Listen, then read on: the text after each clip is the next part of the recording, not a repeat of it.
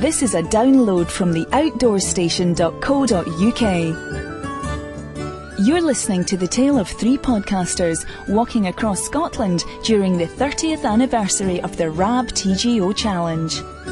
Part 9.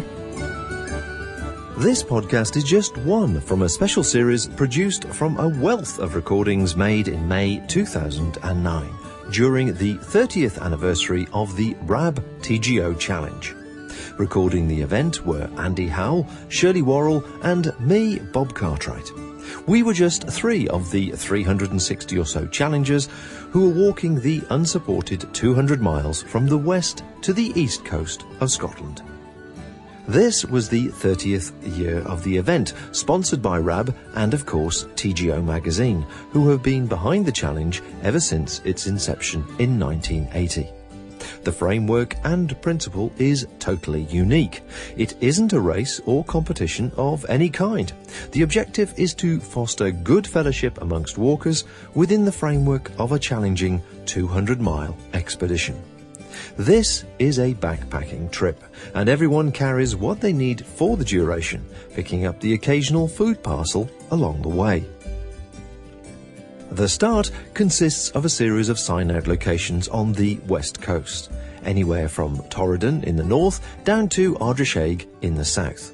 Each challenger, solo, couple or group makes their way via a high route, a low route or the mixture of the two across Scotland to finish anywhere between Arbroath and Fraserburgh on the east coast. There's a set 2-week window to do this in, and each participant submits their route for inspection prior to departure for safety and advice reasons.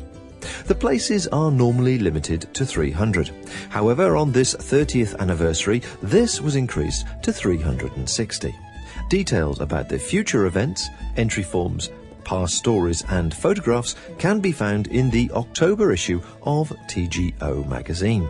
Plus, in recent years, there's an ever-growing online library of podcasts, diaries and blogs from numerous challengers dotted around the web.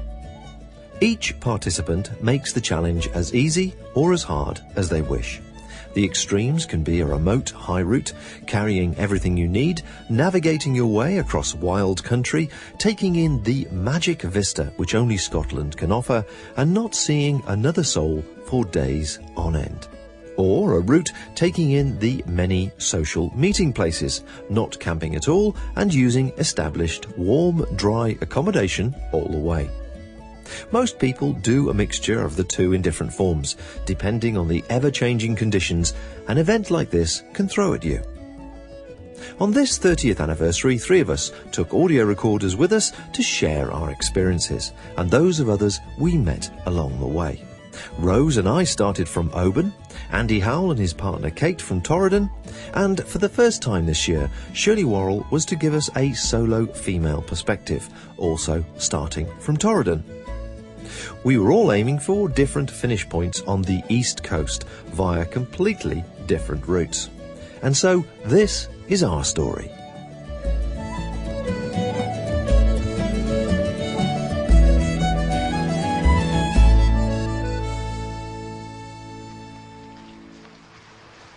Good morning.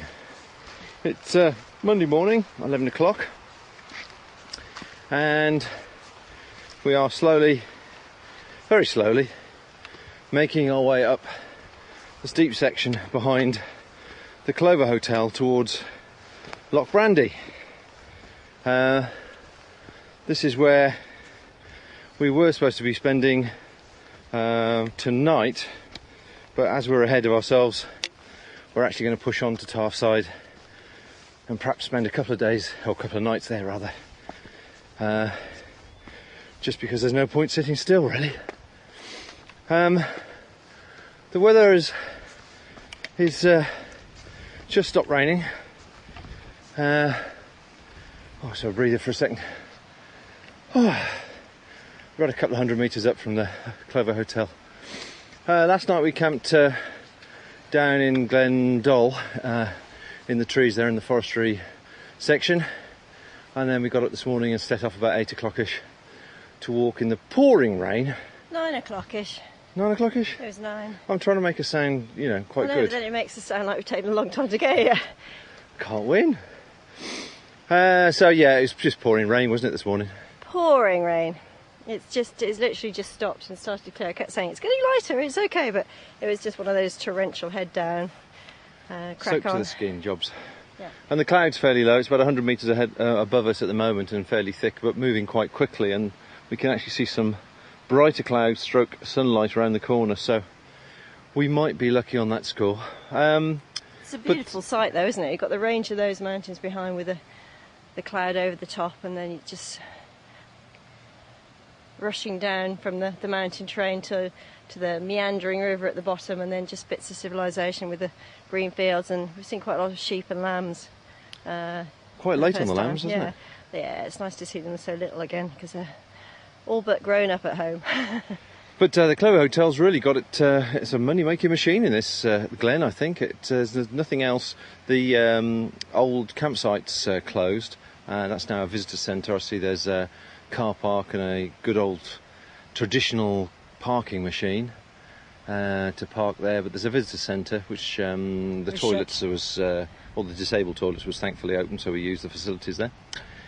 And then came down to the Clover, and we've just had a lovely couple of hot chocolates and some scones and blueberry muffins, or they warmed up for us, which was nice. Yeah, it was good actually, because they weren't officially doing anything till 11, and we were about 10:30, and they did, but they were just lighting the fire and expecting lots of climbers in tonight, apparently. Well, TGOs, yeah. No, climbers.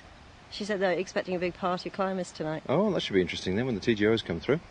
Because the bunkhouse at the back has got one room for 10, was it? Yeah. 2 rooms for 4 and 1 room for 6, or something like that anyway. But that looks quite a comprehensive setup. It's got a kitchen and drying room and so on, so obviously well used to soggy people like ourselves coming through. But the path up from the hotel so far is very established and paved and got steps in it and that sort of thing. So we're hoping if it takes us to the top of Loch Brandy in the same way, we'll get up there shortly. John and Ash stayed, I believe, at the bunkhouse, so they probably had a good few beers last night and some good food. So they're about an hour ahead of us, so they set off, but Ash is probably still limping, so we may catch up with them towards Tarfside. But really, once we get up into the cloud, it's going to be concentrating on the navigating, really. Make sure we don't stray off the path. Now, there's a couple of things we picked up on. We haven't heard many skylarks this year. No, not many skylarks. Lots of lapwings or plovers or peewees, depending what part of the country you're from, which have been beautiful. We saw pheasants today too, didn't we? We've seen quite a few hares, and not with their winter coats, so they've already turned. Started, yeah. Green tiger beetle. Saw one of those, which I hadn't seen before up here, so that was quite nice. That was by Mar Lodge, mind, over that way. And what else was it? Quite a few frogs yesterday. Yeah, well, is that making you jump? Is that because you got your head down, staring at your feet all the time? Probably, looking at the peat and the bog. So really nothing to report. Nobody that we've seen, and so as you can probably tell from the description, really, and you can hear the weather in the background, a bit of wind.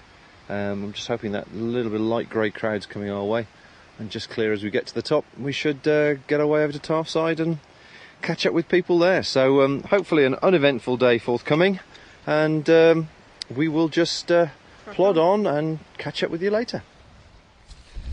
So hello, just after 12 at midday on, incredibly, day 11 of TGO Challenge 2009.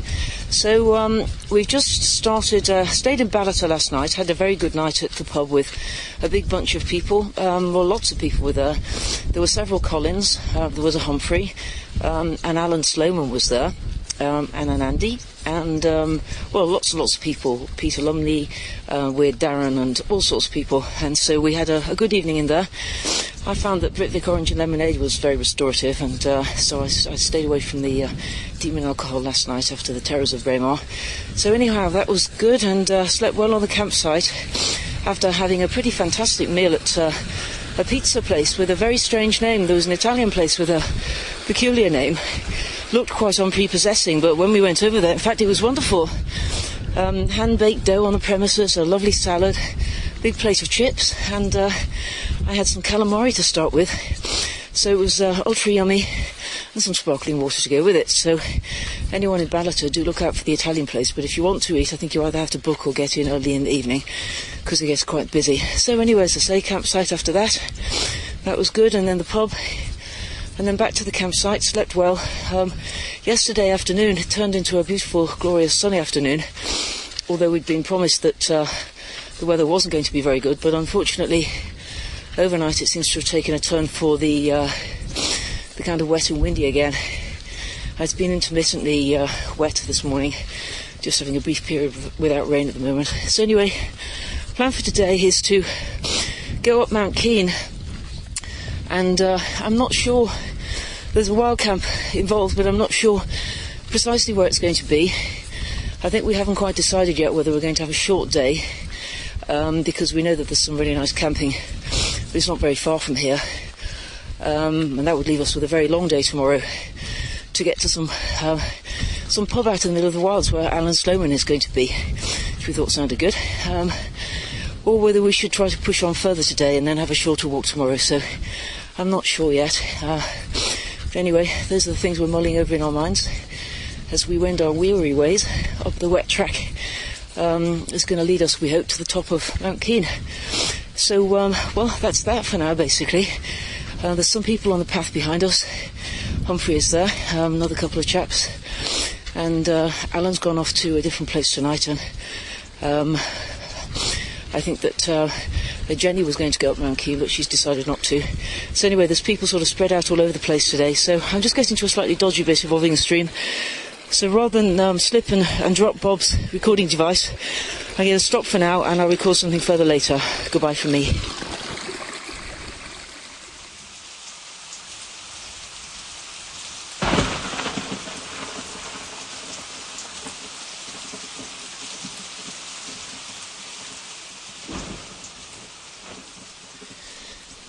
Still on the ascent to Mount Keene, it occurred to me that I might mention some items of kit that are new to me this year. Just mention how I got along with them. I started out with my trusty 50-litre Atmos, Osprey Atmos rucksack that I've been using since 2005. It's always been very comfortable, but when I spotted that the Exos had come out early in the year, I was interested because it's very similar to the Atmos in design, but it's built out of lighter materials. And in addition to that, I think that Osprey have redesigned the Atmos this year with a slightly different back system so that it sits closer to one's back. And I quite liked that idea. I did find the original Atmos comfortable, but if there was a bit of a problem, it was the fact I found that it could be difficult to pack the bag because there's this, large sort of curving piece of back intruding into the interior of the sack. So anyhow, I was interested in the redesigned Atmos, but I just set off with my old one. But having seen Alan Sloman using the new Exos and having tried it on at Jerry's hostel at Craig, I decided I just had to have one. So anyhow, when I got to Aviemore, I nipped into Cairngorm Mountain Sports, which is, I think, related to Braemar Mountain Sports, and bought one. And I think I may have mentioned actually on the podcast of that date that they very kindly sent my original rucksack home for me, so that I was just able to continue with this one. Didn't have to go to the post office and buy reams of brown paper and thousands of envelopes and stamps and things. So anyway, I've been very happy with it. I found it immediately comfortable. It's slightly smaller, it's 46 litres, whereas the Atmos was 50. And I did immediately notice that it was a smaller pack. Fortunately, I have been able to get my kit into it, and there is, in fact, still a little bit of space. But there isn't loads of space free. But I have to say that really, I remember when I got back into walking, backpacking perhaps 25 years ago, something like that, 25 years ago, rucksacks were enormous, and two guys in a little shop in Deansgate in Manchester who were very much into ultra lightweight stuff as it then existed, told me that they were camping with a 40-something pack, and my mind boggled at the idea of being able to fit, a weekend's camping gear into a 40-something pack back in the days when most of them seem to be about 65 litres by default, or even larger. So anyway, a little bit of me is thrilling to the knowledge that I'm now packing my 2 weeks worth of kit into a 46 litre pack, and that there's a little bit of space left over. So it's good, it's close to my back, it's very, very comfortable. There's a cunning device on it that helps you to stow your walking pearls on the move. And I saw on the little film they have on YouTube that was there, and I thought it looked good, but I wasn't sure whether it might turn out to be one of those gimmicky things that aren't as useful in practice as you think they might be. But in fact, it's fantastic. It really is as good and simple as it looks. And so at the moment, I'm not bothering to use my pearls. I just fastened them up yesterday. I just slipped them in this morning, and it's really easy. So I like that very much. And I also particularly like the fact that I can get at things in the side pockets, like for instance sweeties and water, things like that, without having to stop and take the pack off. I find that an enormous advantage. Other than that, I suppose that, you know, structurally it's not that much different from my Atmos, because the designs are very similar. But those are the two things I've noticed most of all. I had thought that perhaps the waistband and shoulder straps would be very uncomfortable because they're thinner, you know, they're sort of skinnier than the ones on the standard Atmos, but bizarrely, perhaps, I found it to be quite the opposite, because whereas earlier in the walk I was battling with the waistband on my trousers, which always seemed to be working in opposition to the waistband on my Atmos, as soon as I put on the Exos, that problem completely disappeared. So whether it's due to the positioning or whether it's due to the breadth of the straps, I really can't say, but I certainly can say that that had been an irritating problem and it disappeared immediately. So there you go. I've only been using it for less than a week, but so far the Exos gets a resounding thumbs up from me. The second of the three new things to me that I thought I would mention is the Thermarest NeoAir mattress. I have never been able to sleep on, as it were, the bog standard Thermarest mattresses, little skinny ones. And when I got back into walking and did the Pennine Way in, I don't know, is it 2000 or 2001 or something, I just really didn't get a decent night's sleep at any stage. And so therefore I started, when I got home, looking into camping mattresses, thinking surely there must be something more comfortable. And first of all I found some mattresses from the States that I tried that didn't really help very much. But then I found the fantastic X-Bed Down Air mattress, which is truly wonderful. And the default position, it seems to me, in relation to camping mattresses. And I carried the full-length one on the challenge in 2005. It is wonderful, and in fact it's not as heavy or bulky as I might expect it to be, bearing in mind how large and comfortable it is. But certainly it's heavier and bulkier than I prefer to carry on a 2-week backpack. And so after that, somebody pointed me towards the Inshore mat mattresses, and there's one of those that I used for a year or so, which is similar to the X-Bed, but it's not filled with down, it's filled with some sort of synthetic material. So unfortunately, I bought 2 of those, and I found that they each developed a multitude of very tiny little holes. And despite considerable efforts, I wasn't able to patch them up. Spent a lot of time bucking around in the bath trying to identify holes and then sticking patches on, but I couldn't do the job. And so I bought a second X-Bed, but this time the short one.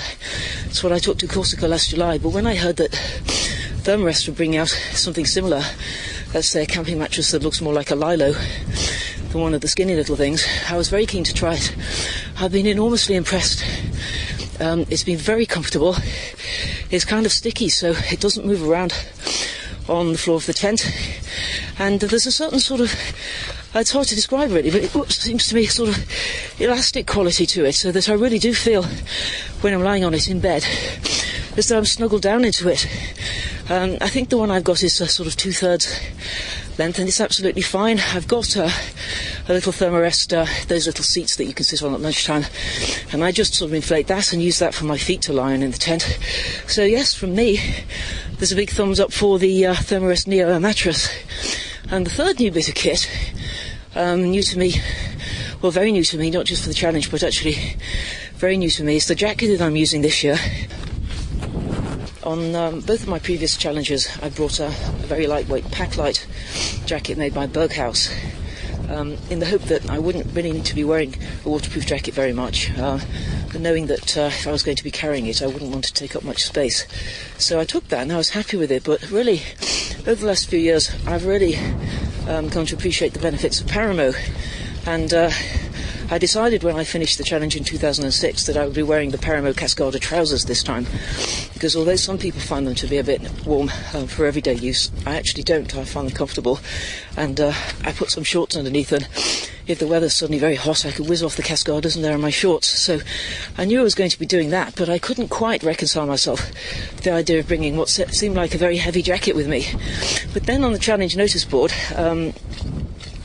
I noticed a couple of months ago Gordon posting that he was a Glamaig jacket made by Cioch. Cioch are Helen and Neil, and they're based on Skye, and they make, if you like, Paramo style clothing out of Paramo materials, but they're different designs essentially. And the Glamaig is a very simple jacket. It's just got two simple pockets, sort of down at the bottom, a bit like an old-fashioned anorak, basically, and a large map pocket inside. And then, you can sort of customise it if you want. I've got ordinary full-length sleeves, but I think that you can have the sleeves only half-lined if you want. If you want to, you can have zips in the side if you want some extra ventilation, or if, like me, you're just looking for something light and simple, then, you don't have to have that. It may be possible to have it in the form of a smock, I'm not sure, but mine takes the form of a jacket and has a very nice close-fitting hood. Anyway, I've been delighted with the Glamaig. So it's lighter, as far as I know, than anything that Paramo make.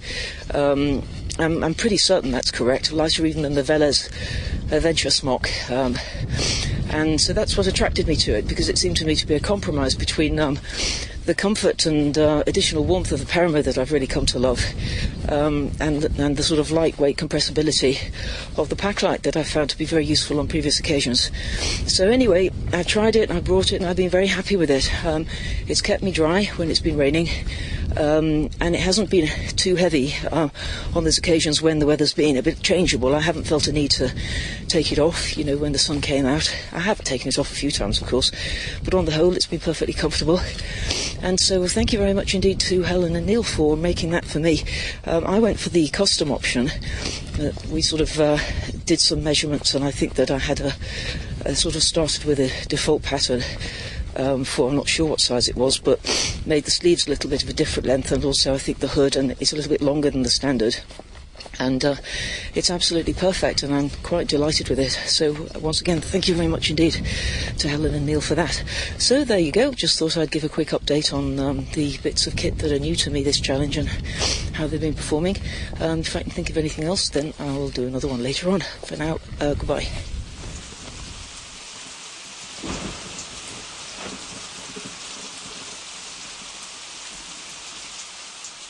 Day 11 finds us at the Tarfside hostel. Last night was a very unpleasant evening, although we ended up in the lovely late evening sunshine. Later on in the night it started to rained heavily and didn't stop. The campsite we were camping at was tussocky grass,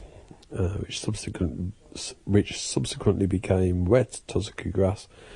Very difficult to get a comfortable night's sleep. So at about 4:30 this morning I thought, right, that's it, we've had enough.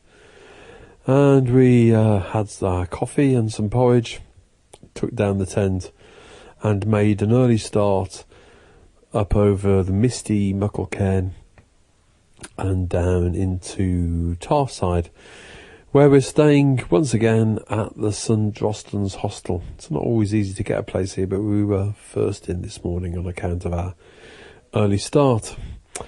It's very luxurious here, lovely, lovely spirit of kind of comradely walkers sitting around a communal table in a big kitchen dining area with the volunteer ladies of Tarfside helping out, providing bacon sandwiches, endless supplies of tea and coffee, beer, wine. And we just had a jacket potato evening meal. And settling down to spend the night with those that are also staying in the hostel with us, one or two of whom are people we've encountered before, and hopefully we'll be able to get a chance to have a chat with them later. It's a lovely place, this. It's owned by the Church of Scotland, and each year the Challenge authorities rent this for 5 days, because there's a bit of a gap now in terms of hostel accommodation. The only problem with it is once you get inside here and stay a night here, you kind of get a bit soft and feel you've finished now. So we'll have a nice convivial evening with some nice chat and challenge stories, and then tomorrow we shall gradually amble down the river towards Esdal, and eventually in a couple of days to the sea.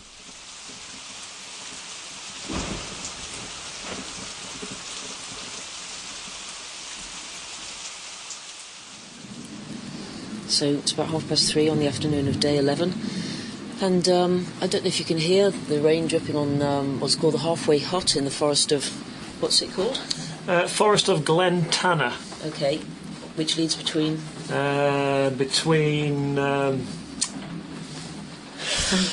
Ballater. No, it's not, is it? Mount Keen. Mount Keen. Between Mount Keen and Millfield. Field. Right. Yeah, our plan was we were going to go up Mount Keen, and we thought that we'd leave our packs, at the bottom, a couple of kilometres away, so we took them off, and it began to absolutely pour with rain, and very rapidly it seemed like a very bad idea, so we decided not to do that, and changed our route plans. So we're heading out through the forest. We saw on the map something called the Halfway Hut, and we had visions of a couple of the lovely shooting huts that we saw a few days ago, over on the Monoliath, sort of filled with wood-burning stoves and wood and all sorts of supplies and candles and things, and we thought about the lovely hot drinks that we're carrying, and I began to think it might be a nice place to bed down for the afternoon. But unfortunately, although it is a nice dry little hut, it's very small, so I think we're going to have to press on. Anyway, there's been some thunder, so I thought that we might get the thunder on Bob's dinky little device, but sadly thunder seems to have stopped now. But I'm doubly glad that we didn't go up Mount Keen. Okay, so, well, if anything further exciting happens, we'll provide another update later, but otherwise, perhaps another word or two this evening.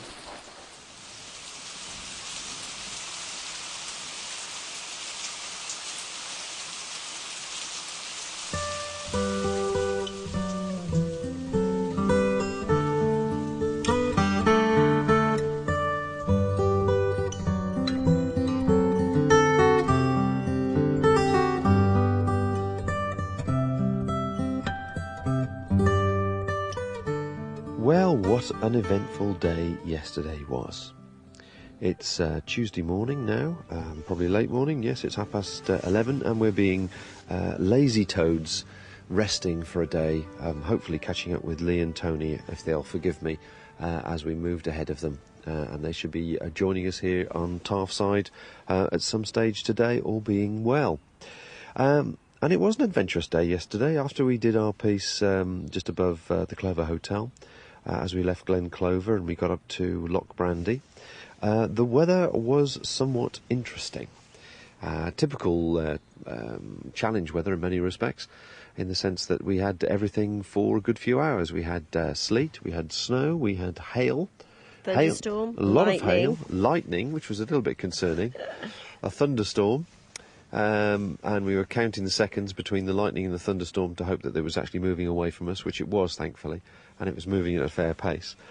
But in the process, we got to the cairn on Green Hill above Loch Brandy, and visibility dropped to, 10 metres, 20 metres? Yeah, well, I had a job, I had to be quite close to you to actually keep track of you. Because obviously in those conditions, everything was zipped up, all the caps were pulled down, everything was pulled down, so only just the slightest visibility between your nose and your brow. And your head was down against the wind and the weather, and as Rose was implying, it's very easy to lose track of each other. But we had a technical malfunction. Temporarily misplaced, I think, is the term. We were temporarily misplaced, yes. Sadly for an hour or so, which was a bit frustrating, because we made the assumption that the track that we took, which was all on the right kind of bearing, was the one we needed. And so consequently we head down, yomped off for a good half hour or so. And then I had my trusty old altimeter watch with me, and I'd reset it at the cairn so that it was reading fairly accurately. And when we dropped down to 600 odd metres, I knew that we were definitely not on the right path, because the path stayed oscillating around the 800, 830 metre mark. So we then had to turn round and backtrack and walk back up the hill to The worst cairn. part was that was straight into the weather. At least the weather had been behind us, but then we were walking straight into it, which wasn't much fun. So we made our way back to the top of Green Hill and started again. But this time, the conditions were still obviously the same. It was all down to altimeter reading, bearings, pacing, and counting off the double paces every 100 metres, because that way that was the only way we could follow the marked path that was on the map and accurately take the bearing. But of course, in those sort of conditions, it's very easy doing these sort of things on a fine day. But when it's that cold and that wet and everything's starting to get sopping, we've got our gloves on, then we've got our over mitts over the top of that. Everything's velcroed down to the jacket so it doesn't leak. Of course, it's all got to come off so you can actually grip the compass and the compass housing correctly, so you turn the housing and so on, and the map, and then you're kneeling on the map to make sure the map doesn't blow away. So consequently, everything's a lot slower and more deliberate. But on the positive note, we moved across the top. We actually followed the track fairly accurately, and a couple of times we hit the spot, as it were, and there's a couple of white marker stones, which marker were stones. quite a relief to realise that actually, yes, we were on the right track. Yeah, and basically it confirmed that our bearings were correct, and we picked that up after a sort of kilometre or so, which was comforting. But we still kept with the bearings because the visibility stayed low for a good few hours, didn't it? It certainly did. And by this time there's a lot of water coming down, so one of the streams we crossed actually was quite hairy, wasn't it? I was a bit concerned because it was in spate. Torrent. It was an absolute torrent, and there was just a grass piece in the middle, and I'm just hoping it was solid enough to do the leap across, because misplaced footsteps and all that. And yes, it would have been swept down. away. It was moving rapidly, and that was as we came down to the west side of Loughley, which was not where I wanted to be actually when I sort of planned the day. I wanted to actually walk round it and stay on the tops, but again, discretion, the better part of valour. So we came down to Loughley and just started the bedraggled tramp in towards Tarfside, along with a few other challenges we could see sort of in front of us and behind us. But I think a lot of people had just sort of given up the ghost and just shoved the tent anywhere they could just to get some relief from the weather. Yeah, it was definitely. I mean, we hadn't really eaten since we'd had the delicious hot chocolate and That was a good see idea. that wood burning stove. It was I was thinking of that as we were traipsing through the rain, and we just hadn't. And it just got to a point as we were walking along the road at this point towards Tarfside that we said we're just going to have to stop in the rain for a minute. And you had a Scotch egg, didn't you, that we'd carried, because we're looking forward to this nice lunch, and it was just soggy, and I think then we had half a cheese and onion quiche or something. It was stuffed down, and then we carried on marching. Yeah, it was just a moment of when the rain stopped for a couple of minutes. But it hadn't. It was still raining. We just decided we just needed to eat. So we started from Clover at 11. And we arrived at Tarfside at just before 7 o'clock. And considering we'd started, obviously, from our camping spot at 9ish, that proved to be a fairly long day. One thing we did think we might treat ourselves to, what is it called? The House of Mark. Which has got a great reputation for putting challenges up and doing a fantastic meal.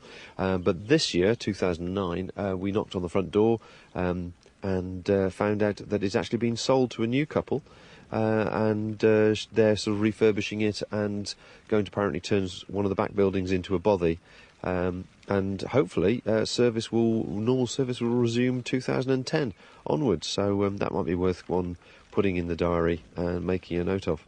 She did offer us a cup of tea, didn't she? Bless her, yes, she did. It did, but it's that sort of, I'm soaked, I'm cold, I'm wet, I'm hungry. Anyway, we got to Tarfside and threw the tent up in a fit of pique on the campsite here. In pouring rain. In the pouring rain, while everybody was watching on gleefully, as they do. And so we've decided today is a day of rest, and that's what we're doing. We've had a few chats with some people. We're just going to drink copious amounts of tea and just rest our aching bones. I must admit, I did mention probably right at the very beginning of these podcasts that I've got a foot injury that had been bugging me since October, which has been frustrating, and that left foot of mine is now quite swollen and sensitive.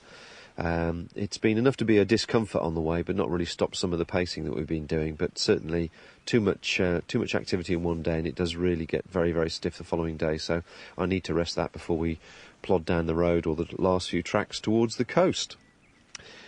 So I think that pretty well wraps up where we are at the moment. I was hoping to pop down to the retreat today, which is the Tarfside Community Cafe Bar Restaurant, or Cafe Restaurant rather, which the community gathered together a couple of years ago to buy, and have, I think, turned it into quite a good going concern. So we'll catch up with them. I did interview them the first year a couple of years ago, and it all seemed to be going well, so it'd be nice to see how the community's benefiting from that. So perhaps we'll have a bit of a chat with them later on, and a few other challenges as they come in. But as you can hear probably in the background, the weather is still fairly changeable. It's not as bad as it was yesterday by any shades of the imagination, but it's certainly changeable. So we've had clothes out drying, and then we have to bring them back in, then put them back out again in between these little rain showers. We did get a shower this morning though at the hostel, and you grabbed a bacon buckety from the good ladies there. Yes, that kept us going. So, but we're sitting here at the moment on our own on the sports field, and as I say, I'd anticipate everybody starting to arrive any time now, really. So we'll catch up with you a bit later on.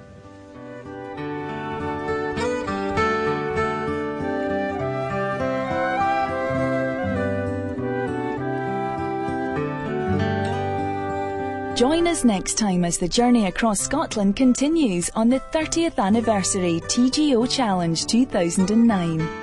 Find out how easy it is to subscribe to all our free programmes. Visit our website at theoutdoorstation.co.uk or look us up on Facebook.